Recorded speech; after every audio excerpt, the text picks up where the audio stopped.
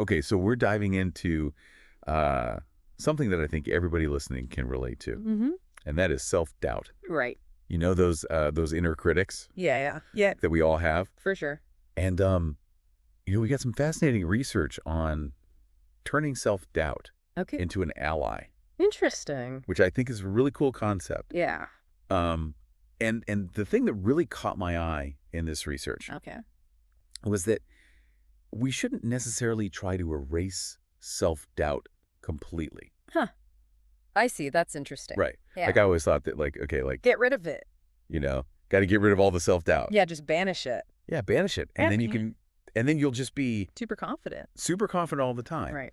But that's not really what this research is suggesting. No, it's not. Oh. It's a more nuanced approach for sure. Yeah.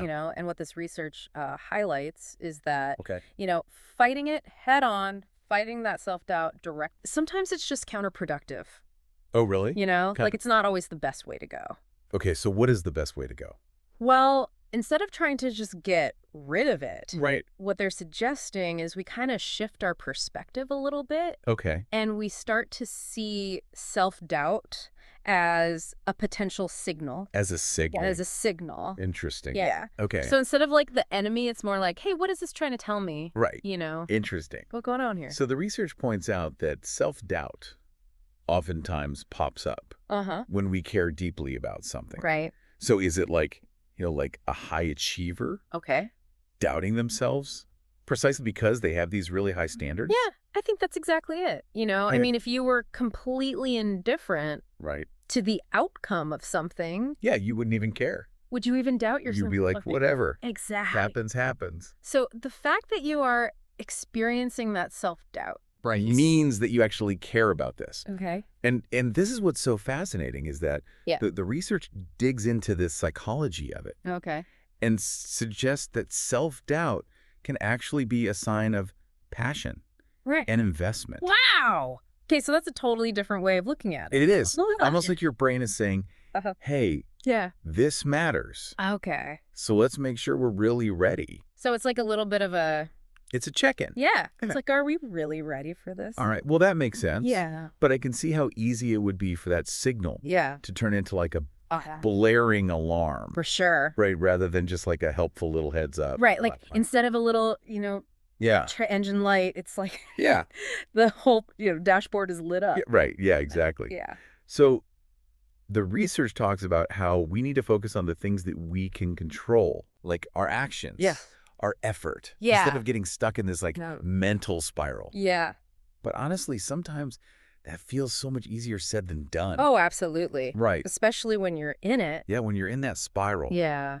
What if the actions that I take don't actually boost my confidence? Okay. Yeah, I hear you. You know? It's a valid concern. And I think, this idea that we're just going to magically erase the doubt just by, By doing something. by taking action, it's not really what this is about. Okay. It's not about, like, poof, it's gone. Right. Yeah. It's more about a shift in how we approach it. Okay. So it's a more proactive approach. Proactive. Okay. So, for example, let's say you're really anxious about giving a presentation, Okay. Yeah. big presentation. So instead of getting lost in all those what if scenarios, Oh my gosh, the what ifs. Yeah. what if this happens? What if, I forget what I'm going to say. What if everybody hates it?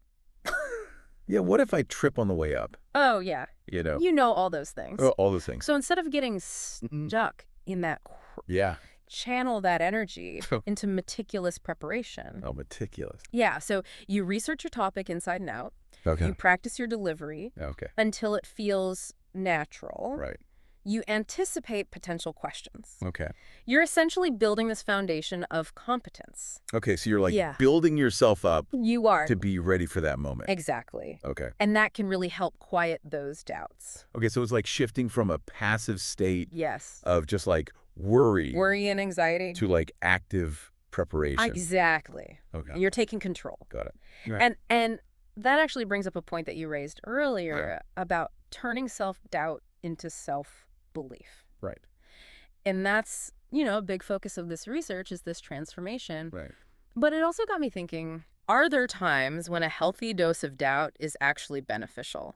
Oh, that's interesting. Right. Like, See- think about it. Oh. If we were just blindly believing in ourselves Yeah. all the time, Yeah. you know, We might miss something. we might completely overlook potential pitfalls or make Right. unwise decisions. Oh, that's a good point. So there's this fine line Fine between, thing. constructive self-reflection, Right. questioning our assumptions, analyzing risks, Okay. and then that kind of paralyzing self-doubt. Right. That just keeps us stuck. That keeps us from taking any action at all. That's a great point. Yeah. Because I remember a time when I was about to make a major career move. Okay. And those what ifs started creeping in, Yeah. But instead of just ignoring them, All right. I actually sat down and analyzed them. Uh-huh. And it turned out some of those doubts were valid. Wow. So I ended up making a different choice. Interesting. And it was ultimately a much better fit for me. There you go. Yeah. So you actually used your doubt as a tool to Yeah, help you To make a more informed. to make a more informed decision. Yeah.